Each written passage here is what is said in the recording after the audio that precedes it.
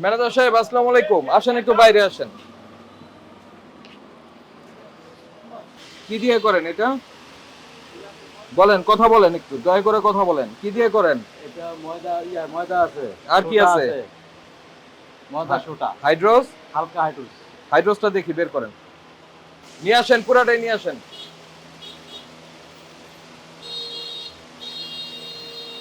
তাহলে হাইড্রোস দিয়ে আপনি বানান, তাই তো? ভালো। আর এটা হাইড্রোস। হ্যাঁ, এটা হাইড্রোস। আসেন, সামনে আসেন, এটা বন্ধ করে দেন চুলা। আপনি কি এখানকার? হাইড্রোস খাবারে দেয়া যায় না, এটা কি আপনি জানেন?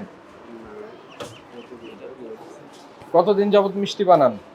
আমাদের এখানে যে মিষ্টি দাও 20 বছর হয়েছে। 20 বছর যাবতই হাইড্রোস দিচ্ছেন। আপনার আমি যখন ছোট ছিলাম তখন যে জিলাপি খাইছি, সেই জিলাপিতে কি হাইড্রোস ছিল? তা তো ছিল না। ছিল না বলেই জিলাপিটা নরম হয়ে যেত কিছুক্ষণ পরে, এবং সেই জিলাপি খাওয়ার পরে ওই আপনার গ্যাসের ঔষধ, তারপরে পেট খারাপের ঔষধ খাইতে হতো না। এখন এই জিলাপি খাওয়া মাত্র তার সেকলো খাইতে হয়, লোসেকটিল খাইতে হয়, প্রোটন পাম্প ইনহিবিটর যে ঔষধ আছে সেই ঔষধ খাইতে হয়। কেন? এই যে আপনাদের কারণে।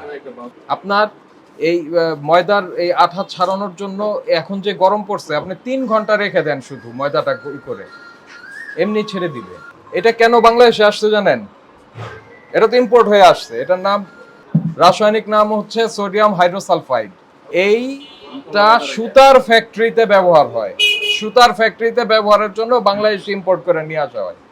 আপনাকে একটা কথা বলি, হাইড্রোস ব্যবহার করে জিলাপি বানানো যাবে না, একদম স্ট্রিক্টলি প্রহিবিটেড, নিষিদ্ধ, করা যাবে না। হাইড্রোজের কাজ হচ্ছে সুতার ফ্যাক্টরিতে, খাবারে ব্যবহারের জন্য না। হাইড্রোজের যে কন্টেইনারে করে হাইড্রোজ আসে, সেখানে পরিষ্কার কশনারি ডিক্লারেশন আছে, মানে সতর্কতামূলক আছে যে এই হাইড্রোজ সুতার ফ্যাক্টরিতে ব্যবহারের সময় গ্লোভস ব্যবহার করতে হবে, মাস্ক ব্যবহার করতে হবে, ধূমপান করা যাবে না, অন্য কোনো খাওয়া দাওয়া গ্রহণ করা যাবে না। যখন ব্যবহার করবে, কাপড়ে দিবে, তখন এই কাজ করা যাবে না। আর সেটা আপনি খাবারে মিশাচ্ছেন, বুঝতে পারছেন?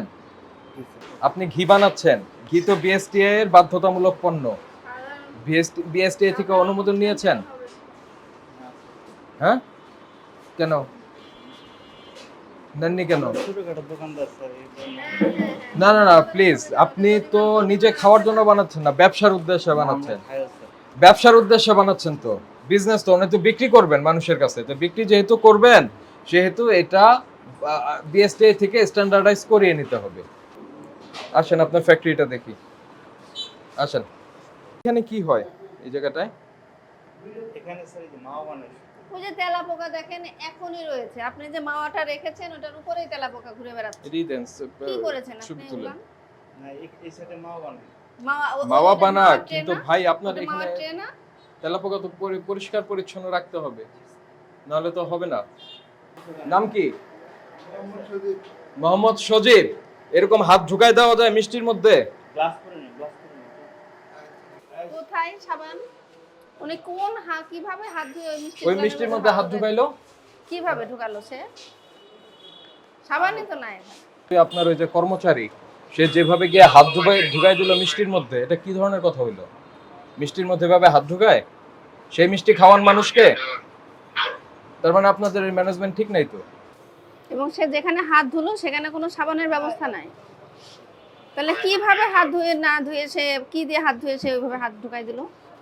আপনার তেলাপোকা কন্ট্রোল করতে পারছেন না কেন? পেস্ট কন্ট্রোল করতে হবে। দিনের বেলা খাবে হচ্ছে মানুষ, আর রাতের বেলা খাবে তেলাপোকা, সেই সুযোগ নাই তো। আপাতত আপনাকে 1 লক্ষ টাকা ফাইন করলাম। কই কারিগর কোথায়? আসেন, ওই এটা খামিরটা বের করে নিয়ে আসেন প্লিজ। আসেন, এখানে রাখেন। এই জিলাপিগুলি এটার মধ্যে ঢালেন, এই জিলাপিগুলি এটার মধ্যে দিয়ে দেন। ওই শিরাটাও দিয়ে দেন। যান, ঢেলে দেন, ঢেলে দেন, ঢেলে দেন, ঢেলে দেন। তারপর ওইটাও দিয়ে দেন, কারণ ওই হাইড্রোস ওই তেল এই সেই মধ্যেও গেছে। শিরা সহ দেন। শিরাটা একটু দিয়ে দেন, শিরাটা হ্যাঁ। শিরাটা শিরার ভিতরে হাইড্রোজেন ঢুকে গেছে। ফেলে দেন। যান।